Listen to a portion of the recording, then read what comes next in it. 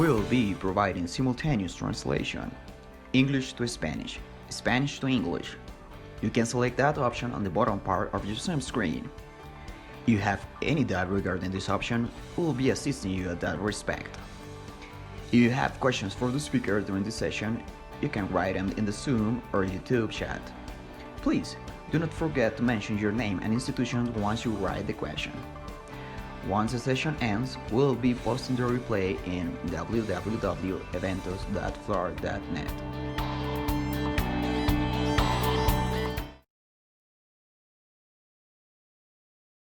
Cordial greetings to our audience through all different channels, not just at this moment, but also over the following days.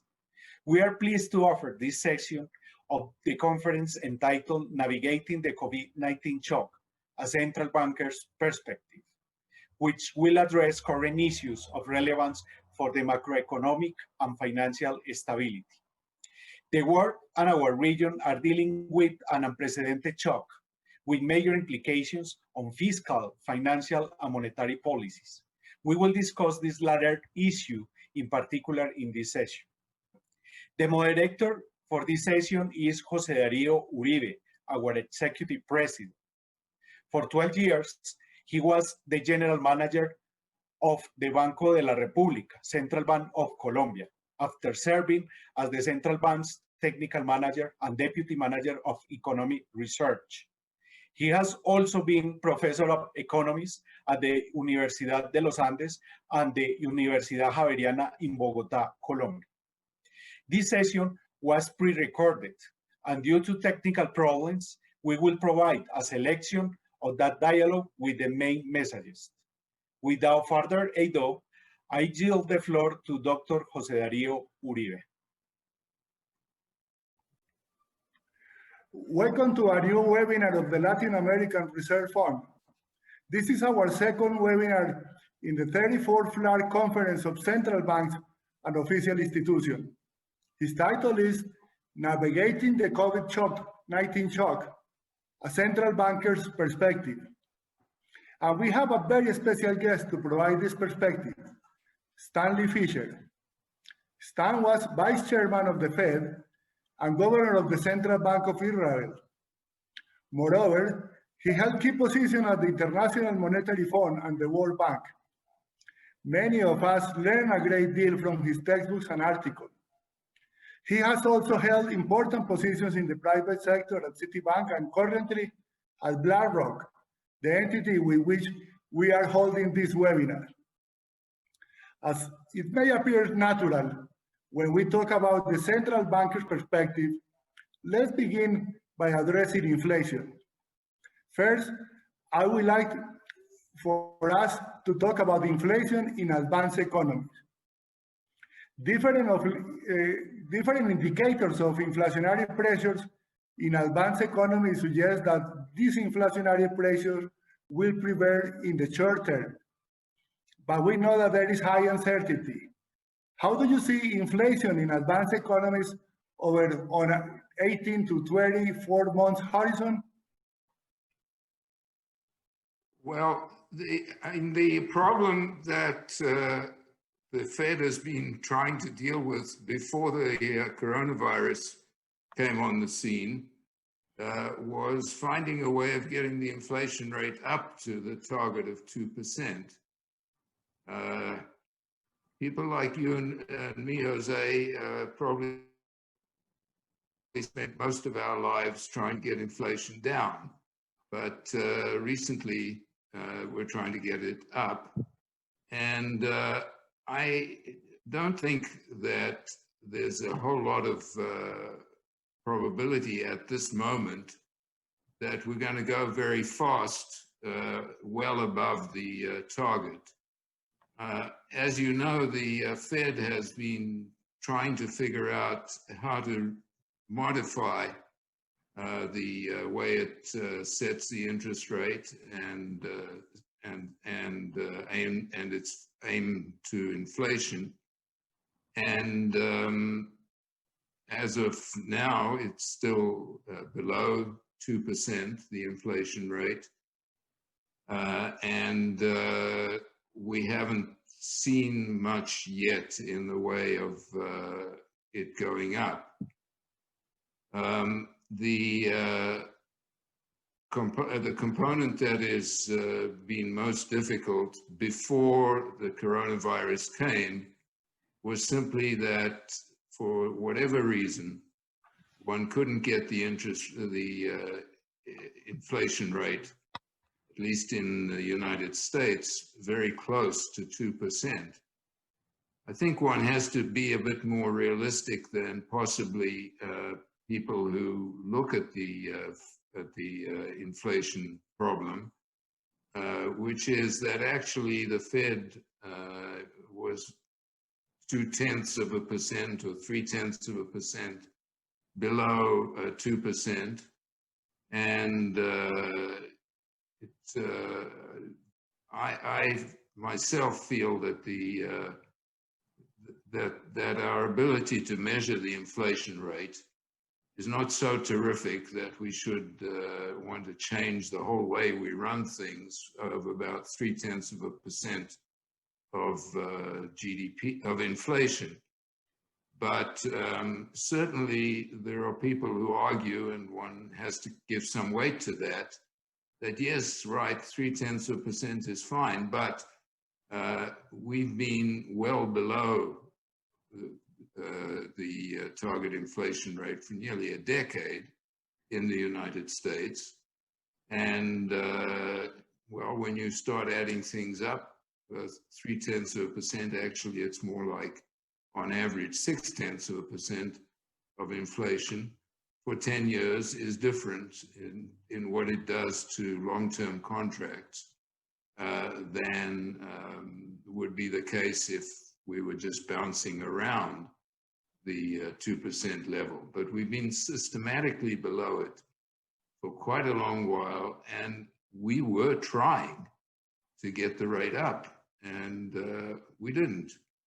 So that's the concern, and I don't see much happening now that's going to make the inflation rate move very fast up to 2%. If it does, well and good. As you all know, the Fed is going to now try to try to run a system in which if the rate has been under 2% for some time, we modify by, and that was what the Fed was trying to do, but we'll have to see what happens after the complication with the coronavirus, which I'm not sure how it's going to affect us. And I'm not sure how the fact that we now finally seem to have a medicine to deal with the coronavirus, and we may get rid of the coronavirus, not immediately, but possibly in a year or a year and a half or something like that.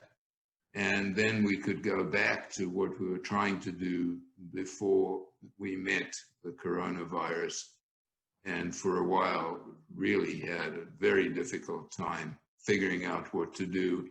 I think we're in better shape now, and I hope that these first reports of successful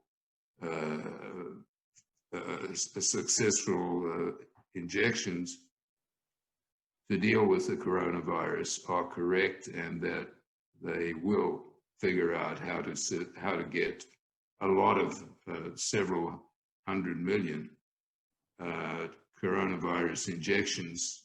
They may have to be done twice, and the hope is that when I read what people say, they're saying we think that by the first half of 2021, we might have a significant part of the American population vaccinated already. That sounds incredibly hopeful, but conceivably it's right. I think Jose, there is one thing about the way the Fed is going to try to set the inflation rate in the future that I would like to mention, if I may. I'll take another minute or two. Sure, sure. It's the one thing that we had before this was everybody knew what the inflation target was. And so that was one thing that stayed fixed. Well, if you're going to now start changing the average inflation rate as a new target, you're actually making the operations of people who are holding short-term interest rate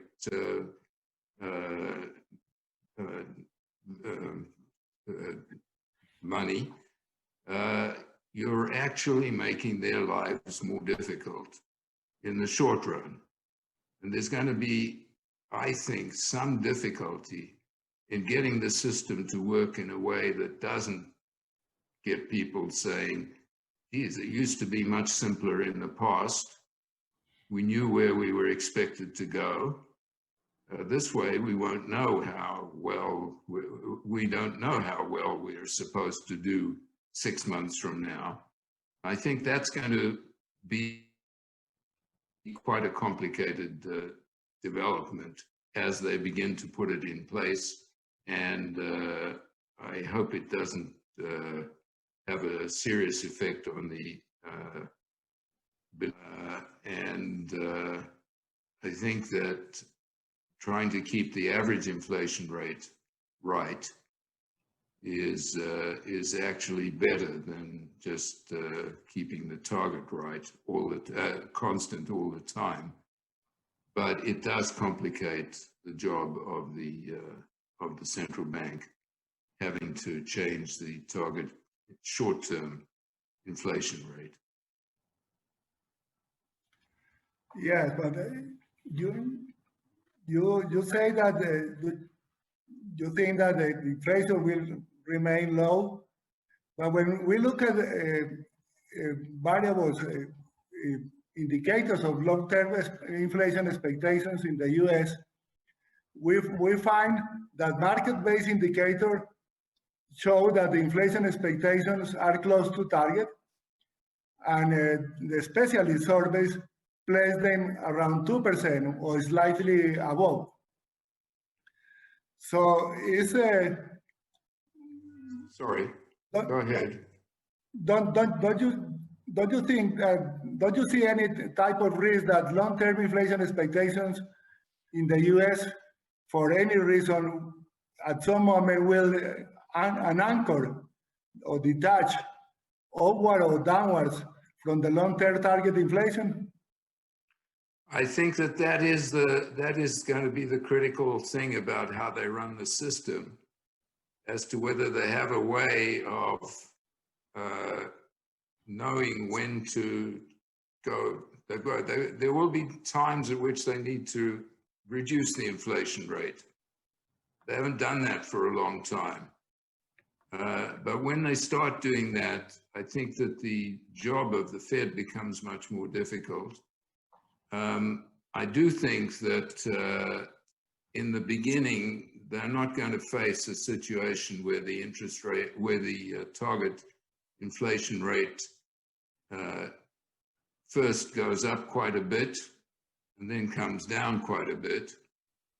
So they're going to make small changes, I assume, in the target inflation rate in whatever direction it has to be changed.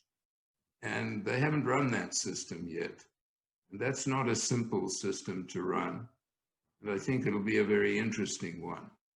If the interest rate starts getting to 2.2, somewhere between 1% and 3%, I think they could keep managing that system. If the interest rate shows signs of moving significantly down and then significantly up, I think the system will look more unstable than it has in the recent past, and that could be a difficult situation to stabilize. because there are lags, as we all know, in the chain difference between what you decide to do and when, and what you actually can do.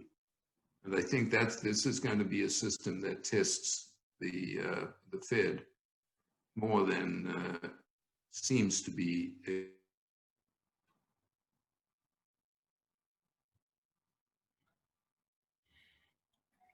Okay, now let's move for a while on the emerging economies. Expected interest rates start moving. The Fed can't let it go very long without changing direction on the interest rate, and that may be a problem. All right, let's move for a while to the emerging economies. Much of the discussion of the spillovers of the Fed monetary policy focus on their effect on financial conditions in emerging economies, in particular capital flows. Yes. I will ask you some related questions. The first one is, how likely could be that the Fed implements an unexpected reversal or signal an unexpected signal of the monetary stimulus? What indicators should we monitor to evaluate the probability sufficiently in advance? I think that's very difficult because we don't yet know how the Fed is going to, what indicators the Fed's going to use in deciding what the actual interest rate target becomes. And so I haven't seen the evidence yet on what will be done when they put this into operation. If they found a set of numbers, a set of indicators they can use, which will enable them to stay within, in my mind, 1 to 3%, I think that'll be fine. If they lose that degree of ability to manage the interest rate, it will be worse than it was before. So this is a very complicated situation.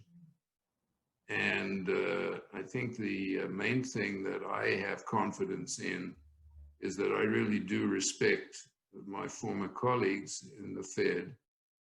And I think Jay Powell has been doing a very good job after settling down fairly quickly. Once he realized that it is illegal for the President of the United States to give orders to the Fed, he realized that, well, he could listen to what the President of the United States was saying, but he didn't have to do what the President of the United States was saying. And I think the system stabilized after 6 months, 9 months into the new regime. And if that's what we have to deal with, that's not bad. But we don't know how unstable the system will be. And if, for instance, we're dealing now with a new world in which there is not only a coronavirus 19, but others coming more frequently than they have in the past, we're going to be in a very difficult situation, and I hope we don't get there. Yeah, and do you see any chance that the Fed will change the stance of monetary policy before many emerging economies change it? For the Fed to hit the target inflation rate for the United States. So the notion that the Fed will be taking account of other countries is okay, but it doesn't have that much freedom to change the target rate for emerging market countries or any other country. And that's in the law, that's a problem. In the past, by using, for instance, the lines of credit that the Fed has given to a very small number of countries, they've helped the emerging market countries, but actually they're giving the help mainly to the advanced countries. That's who's getting the credit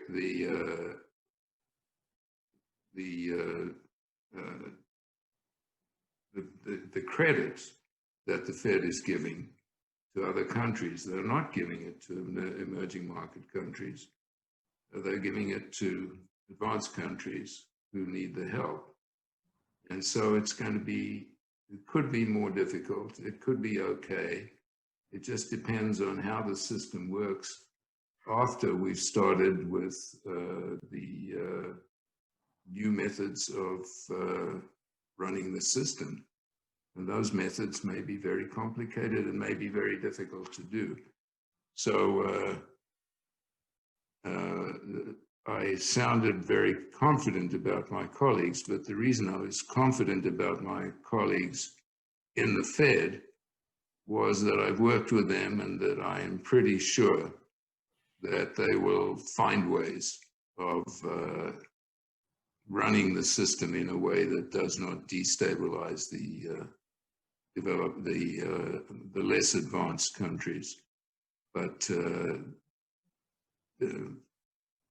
we may find ourselves having to find better ways of doing that than we've done it in the past. Perfect. Recent inflation development in emerging economies are quite diverse. Yes. In some countries,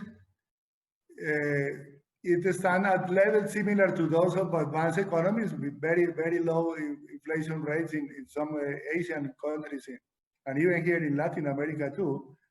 And in others, it has rising as a result of a strong exchange rate movements. Right. Therefore, I am not going to ask anything about short-term inflation in these countries.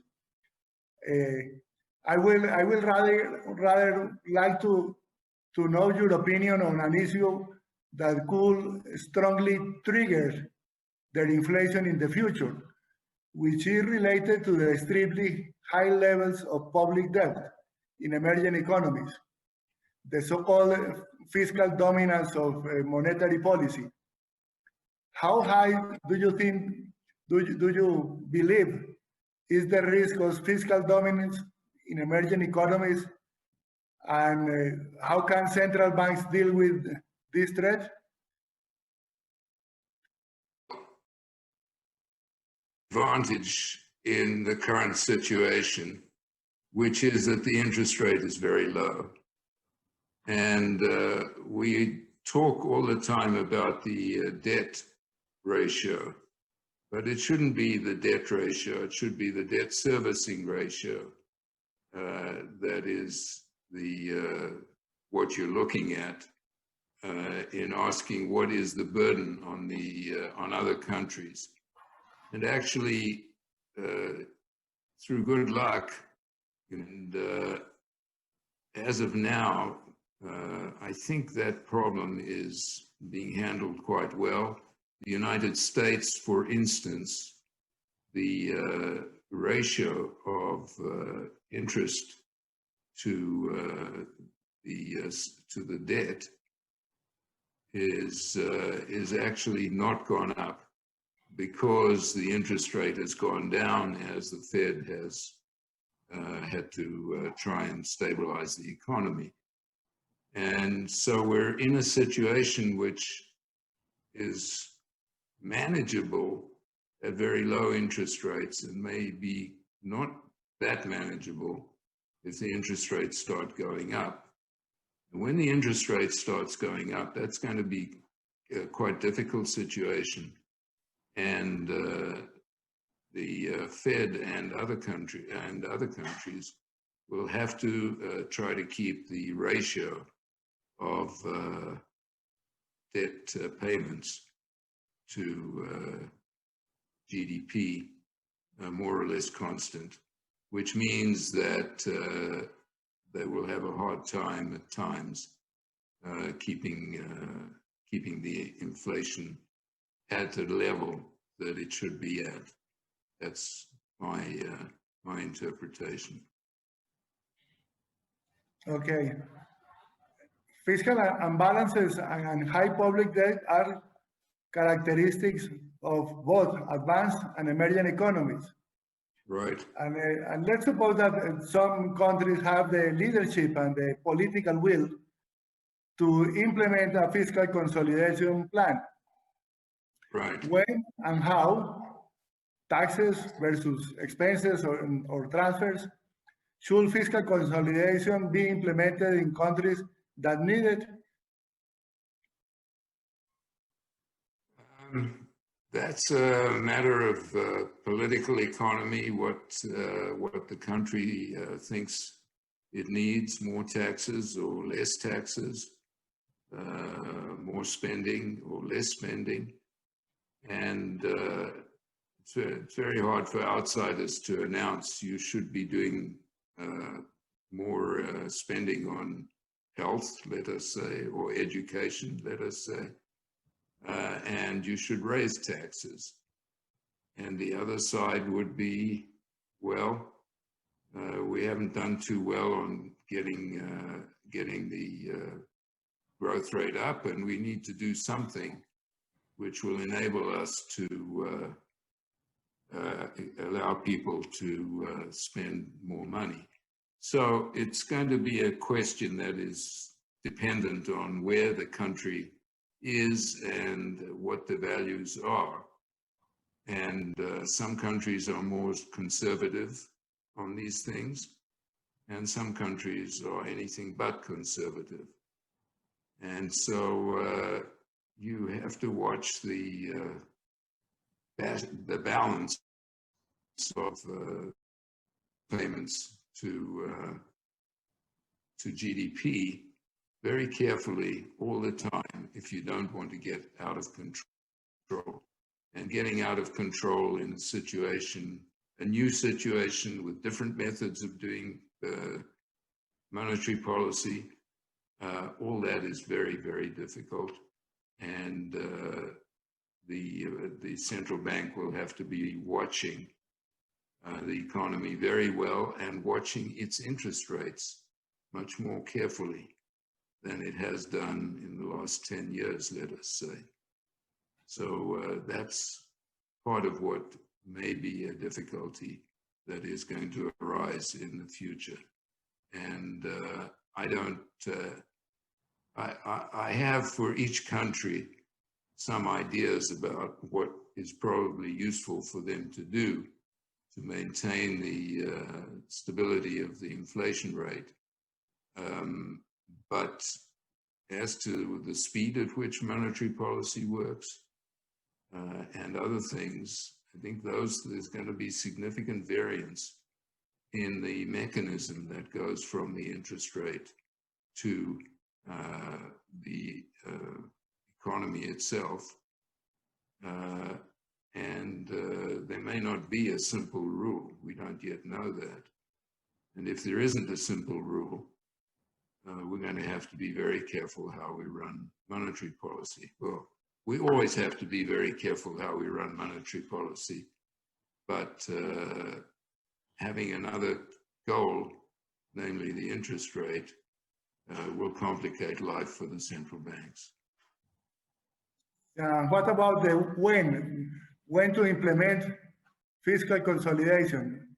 That's a question in many countries, because at this moment, with a strong recession and so on, there is the opinion that this is not the moment to do fiscal consolidation. But so the question is, when? What do you think about that?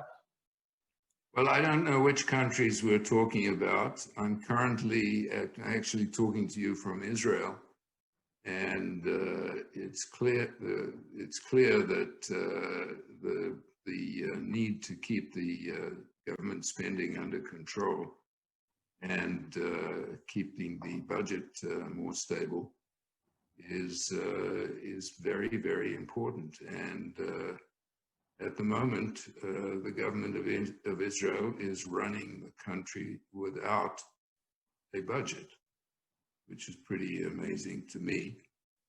And I hope they come back and get the budget in place pretty soon.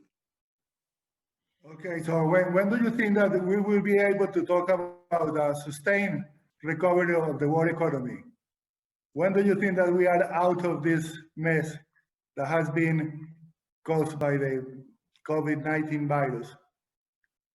I don't know. I trust some of the people who are now producing, saying they're very close to having, will be possible to distribute and operate with the public.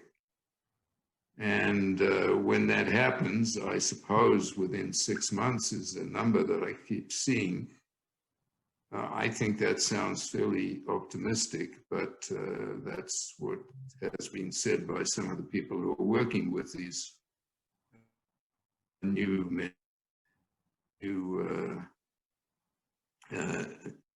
medicines and vaccines and whatever else they can produce.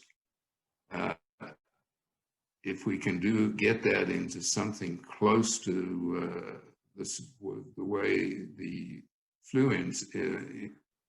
influenza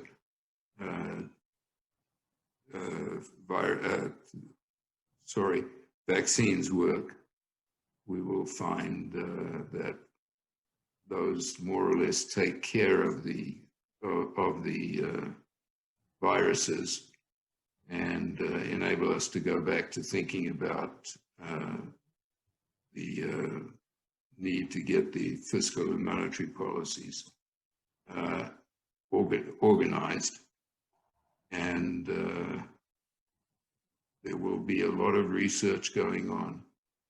And I hope and think there's a reasonable chance that somewhere late next year, there will be a useful available to most of the, I'll say, the United States population. But once that happens, and there are many different companies wanting to produce the vaccine, when we have a few companies producing the vaccine, we'll probably have a lot of medicine available to help deal with the very difficult problems that are being posed for us now as we just reach the edge of the place where we can look forward to using the vaccines. So I don't know when that will be, but I'll say the end of next year, something will be operating reasonably well. And I hope we'll be able to understand quickly what the strengths of these different medicines are and how to operate them, and whether you can do them with one injection or whether you have to do them with 2 injections, which is part of the current argument. And if it's 1, it's going to be much easier than if it's 2. So we're waiting to see that as well. Perfect. I think that we arrived to the end of this interview. It has been extremely interesting, and I would like to thank you very much. It's really a pleasure and really an honor to have you with us. Thank you. Well, thank you very much, Jose, and I'm very happy to have spoken with you. I wish we were talking about better things. What should we do now that productivity is going up so rapidly and things like that? Maybe one day we'll have a meeting on that, and we'll all feel better when that happens. And in the meantime, I hope that the progress that's being made pretty quickly in getting a medicine in place and getting a vaccine in place continues successfully and makes it possible to get out of the current very complicated situation fairly quickly. I say fairly quickly because it's going to be complicated, and it's going to be complicated in each country. And there should be international efforts to deal with this as well. Anyway, thank you very much, and with good luck and good economic for dealing with the situation, which is one of the most difficult I've seen.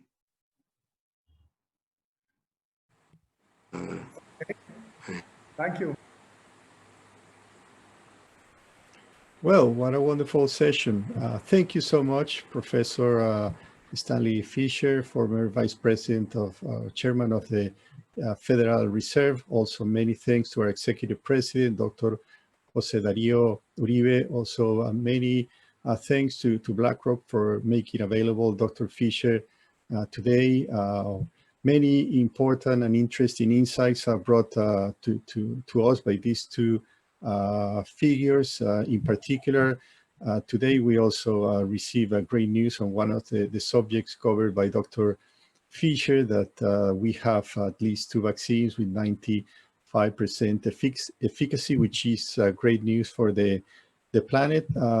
As was stated in the beginning, this session was pre-recorded due to time zone and communication logistics. For that reason, questions were not available for Dr.